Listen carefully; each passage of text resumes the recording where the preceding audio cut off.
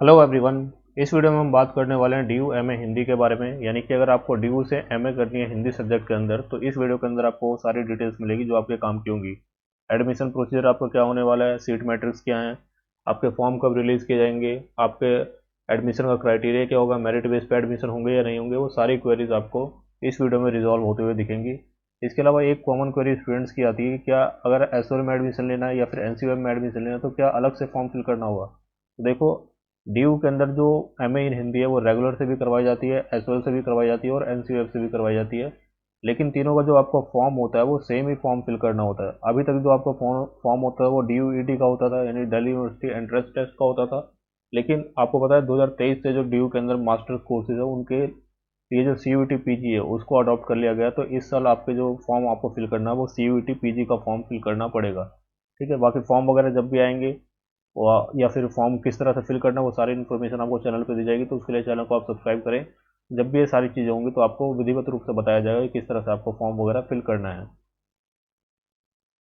अब देखो, अगर आपको प्रिपरेशन करनी है C U T P G Hindi subject से तो आपके लिए अलग से प्लेलिस्ट बना दी गई है। इस प्लेलिस्ट के अंदर आपकी सारी प्रिपरेशन जो है फ्री ऑफ कॉस्ट करवाई जाएगी। काफ़ी सारी वीडियोस इसमें ऑलरेडी अपलोड की जा चुकी है सिलेबस के ऊपर, बाकी सारी चीज़ों के ऊपर। तो आप चैनल पर जाए, प्लेलिस्ट को देखें। आप अगर एम ए हिंदी करना चाहते हैं डी यू के किसी भी कॉलेज से या फिर सी यू टी पी जी दे रहे हैं, अगर आपको किसी और भी कॉलेज में एडमिशन लेना है तो आप इस चैनल को देखें, डेफिनेटली आपको बेनिफिट होगा।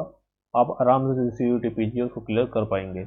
इसके अलावा कोई आपका फ्रेंड है जो सी यू टी पी जी की प्रिपरेशन कर रहा है हिंदी सब्जेक्ट से, तो उसके साथ भी आप इस प्लेलिस्ट को शेयर कर सकते हैं। अब देखो, जो सी यू टी पी जी के अंदर बात करें तो आपके हिंदी सब्जेक्ट के लिए जो आपका पेपर कोड है वो है पी जी क्यू पी 06।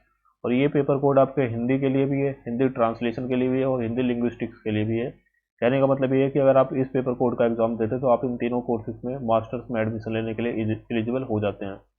अब देखो, आपका पेपर के एग्जाम पैटर्न की बात करें तो आपके टोटल 100 क्वेश्चन होंगे, जिसमें से 25 क्वेश्चन होंगे आपके पार्ट ए में और 75 क्वेश्चन होंगे आपके पार्ट बी में। पार्ट बी तो आपका डोमेन नॉलेज का, यानी कि इसमें आपके हिंदी के क्वेश्चन पूछे जाएंगे।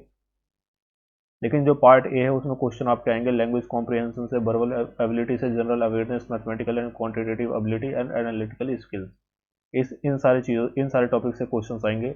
अब एक बात आपको ध्यान रखनी है कि अभी ये क्लियर नहीं है कि आपके पूरे 75 क्वेश्चंस जो होंगे डोमेन वाले सिर्फ इसी के बेसिस पे एडमिशन दिया जाएगा या फिर पूरे 100 क्वेश्चंस के बेसिस पे एडमिशन दिया जाएगा। क्योंकि अगर आप जेएनयू में देखें तो जेएनयू के प्रोस्पेक्टस से साफ यहाँ पे मेंशन किया हुआ है कि जेएनयू के अंदर आपको अगर एम इन हिंदी करनी है तो वहाँ पे सिर्फ और सिर्फ ये जो 75 एम सी क्यूज 75 क्वेश्चन है, 75 क्वेश्चन है हिंदी के, सिर्फ उन्हीं के मेरिट के बेसिस पे आपको जेएनयू में एडमिशन मिलता है।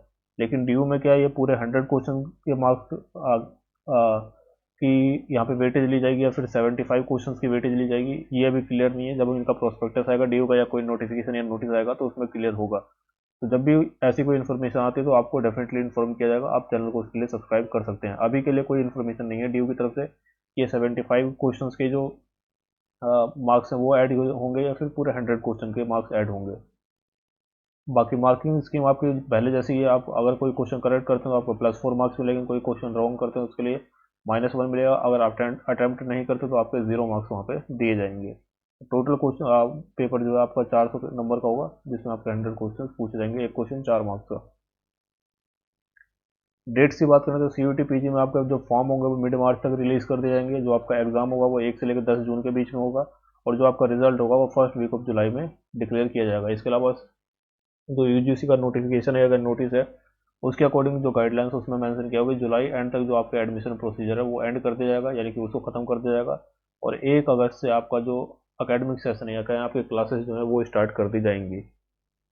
इसके अलावा अगर एलिजिबिलिटी क्राइटेरिया की बात करें तो देखो, जो ड्यू के अंदर पहले एडमिशन होते थे वो दो तरह से होते थे। एक आपके मेरिट बेस पे होते थे और एक आपके एंट्रेंस बेस पे होते थे।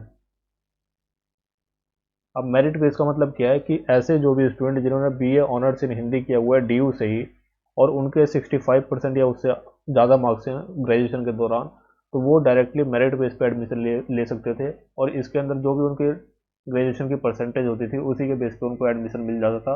और 50% सीट्स जो है ड्यू में वो मेरिट बेस पे फिल की जाती थी और जो 50% बाकी बची हुई सीट्स होती थी वो एंट्रेंस बेस पे फिल की जाती थी। अब यहाँ पे ये क्लियर नहीं है कि क्योंकि अब सी जो एग्ज़ाम होगा वो डी के थ्रू नहीं होगा, वो सी यू टी पी जी के थ्रू होगा। तो क्या इसमें भी आपका एंट्रेंस और मेरिट मेरिट बेस वाला जो क्राइटेरिया वो लगेगा या नहीं लगेगा। तो देखो मोस्ट प्रोबेबली इस बार भी जो CUET PG होगा उसमें भी आपका एंट्रेंस और मेरिट बेस वाला क्राइटेरिया जो वो लगने वाला है, लेकिन इसके ऊपर अभी कुछ कंफर्म नहीं कहा जा सकता क्योंकि जो गाइडलाइंस है, जो आपको प्रोस्पेक्टस है, वो आना अभी बाकी है। तो उसका आप वेट करें, जो भी फर्दर इन्फॉर्मेशन होगी आपको इन्फॉर्म किया जाएगा। अभी के लिए ऐसे कंफर्म नहीं है कि आपका मेरिट बेस पे एडमिशन होंगे या नहीं होंगे, या फिर सिर्फ एंट्रेंस बेस पे एडमिशन होंगे। तो इसके लिए अगर आप चाहें तो अपनी एंट्रेंस की प्रिपरेशन जो है स्टार्ट कर सकते हैं, अगर आप मेरिट बेस पे भी एडमिशन लेने की सोच रहे हैं। इसके अलावा सीट मैट्रिक्स यहाँ पे आप देख सकते हैं, डिफरेंट डिफरेंट कॉलेजेस हैं यहाँ पे, और उसके अकॉर्डिंग ही सीट मैट्रिक्स यहाँ पे रखी गई हैं। अब यहाँ पे टोटल सीट मैट्रिक्स आप देख सकते हैं, अलग अलग कॉलेजेस के हिसाब से टोटल यहाँ पे मेंशन नहीं किया हो, तो मैं अप्रोक्सीमेटली आपको बता दूँ कि 2022 की बात करें तो 2022 में 579 सीट्स थी टोटल। ठीक है, तो आप मान के चले 580 के आसपास टोटल सीट्स हैं, और इसी के बीच में आपको एडमिशन्स दिया जाएगा। इसके अलावा एसओल का मैंने आपको बता दिया, आपको सेम फॉर्म फिल करना है, बस एडमिशन प्रोसीजर उनका डिफरेंट होगा। इस तरह से एनसीवेब के लिए भी आपको सेम फॉर्म फिल करना है, एडमिशन प्रोसीजर बस डिफरेंट होगा। इसके अलावा एनसीवेब जो है सिर्फ वुमेन कैंडिडेट्स के लिए, और वुमेन कैंडिडेट्स से सिर्फ वो जो रेजिडेंट ऑफ दिल्ली हैं, यानी कि जो दिल्ली के रहने वाली हैं। आपको इनमें से कोई एक वैलिड आईडी प्रूफ चाहिए होगा तो ही आप दिल्ली के रेजिडेंट माने जाएंगे। इसके अलावा सिलेबस की बात करें तो सिलेबस में आपको ये 7 टॉपिक कंप्लीट करने हैं।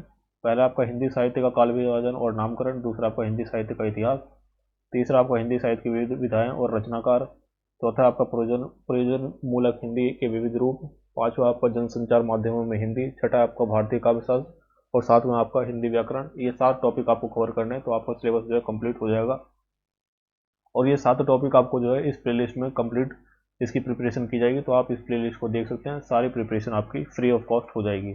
और कोई आपकी क्वेरी तो आप कमेंट सेक्शन में लिखें, किसी और टॉपिक पर आपको वीडियो चाहिए तो वो भी आप कमेंट सेक्शन में लिख सकते हैं। For the time being that's the end of the video.